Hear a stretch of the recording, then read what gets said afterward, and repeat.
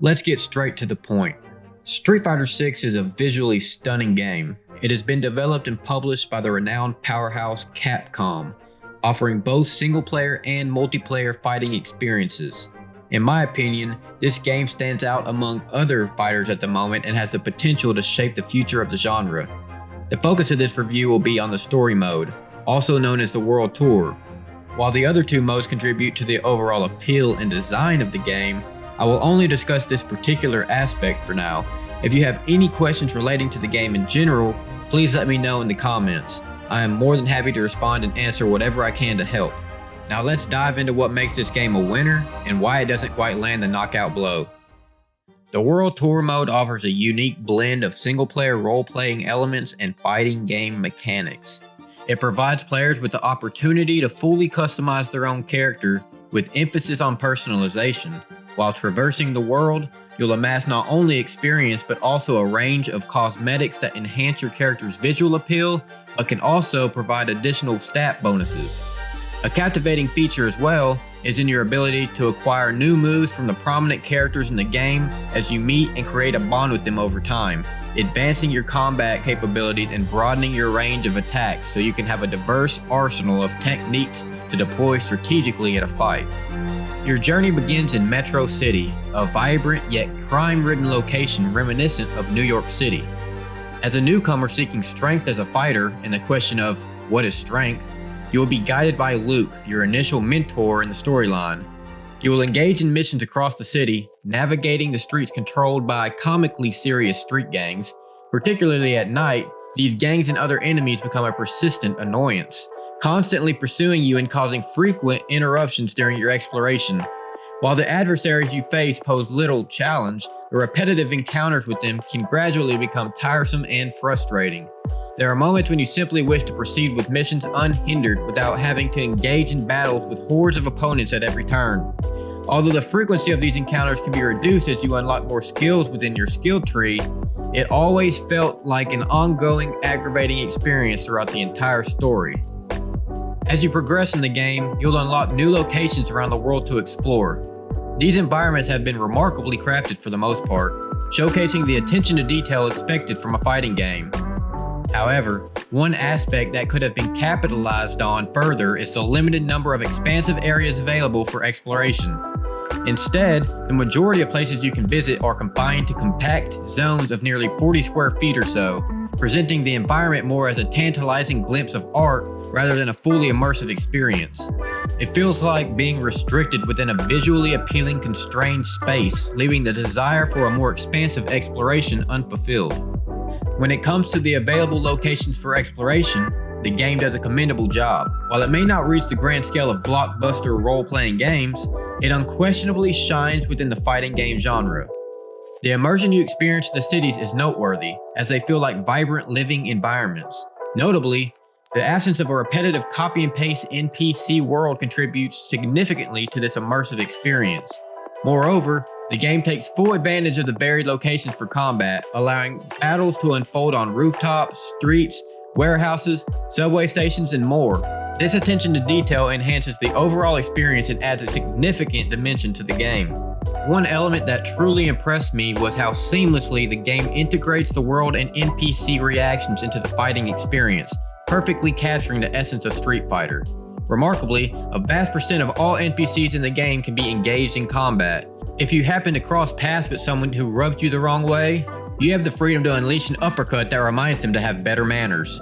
When a battle begins, the camera perspective smoothly transitions from an overhead view to the classic side-scrolling camera we are accustomed to in the fighting genre. As soon as a fight erupts, nearby NPCs are immediately drawn to the spectacle, gathering around to witness the intense clash. This attention to detail enhances the immersion and realism of the game, making the world feel alive and responsive to your actions. It's an impressive idea, and the way it is executed adds an extra layer of authenticity to the overall experience. While the story mode boasts numerous advantages, it unfortunately falls flat in the realm of voice acting, or rather, the lack thereof. It is worth mentioning that the music and sound design in the game are admirable, excellently matching each occasion. Even when there are instances of voice acting, I must admit that it fulfills its purpose effectively. However, the sheer amount of reading required in this mode is both exhausting and overwhelming.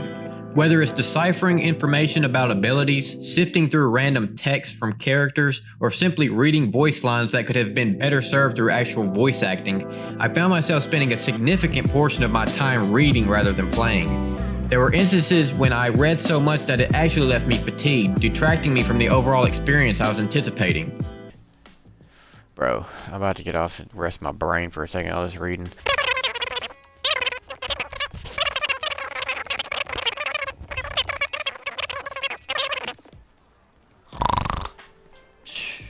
Goodness.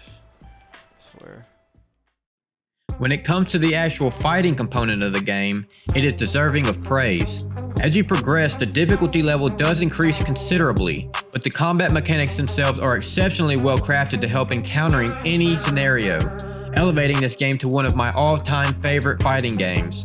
The overall experience delivers a truly skillful fighting encounter, catering to both professional players and those new to the genre.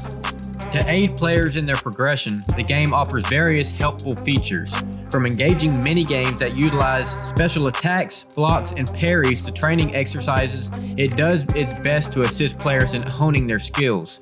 Additionally, the frequent encounters with relentless adversaries, albeit annoying, surprisingly contribute to building muscle memory for executing combos and special attacks. While these elements provide assistance, they don't diminish the game's inherent difficulty.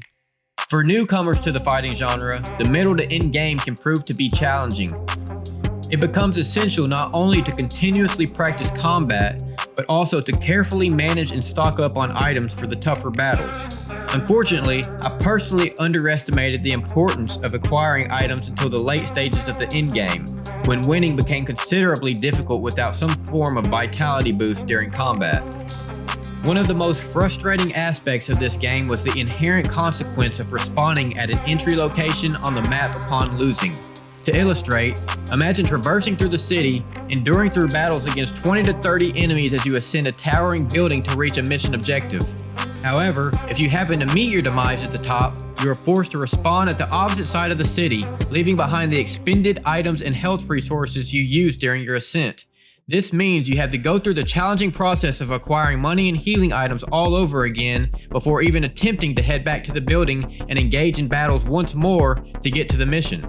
Despite my efforts to find a positive perspective, I couldn't comprehend the reasoning behind this, which occurred quite frequently. It was not only infuriating to restart from the beginning, but it also required additional time and effort to reach the previous point I lost at. Moreover, if I had exhausted all the items during my journey to the top, battling countless irrelevant NPCs, I would need to invest even more time into replenishing them before returning. As a result, when facing an actual formidable opponent once I got to the actual mission, I often found myself at a disadvantage with low health in some instances, which took away from my enjoyment. So to wrap up, Street Fighter did not disappoint, and I believe it has paved the way for a golden era in fighting games. The overall experience was very enjoyable, although I must admit that there were numerous occasions during my playthrough where I became quite frustrated. If this content helped you in any way, your feedback would be immensely valuable in supporting the growth of my channel and guiding the content I create. It would not only help me understand what type of content is both beneficial and enjoyable for my audience, but also aid me in deciding what to bring to my channel. If you have any suggestions or specific ideas on what you would like to see, please feel free to share them with me.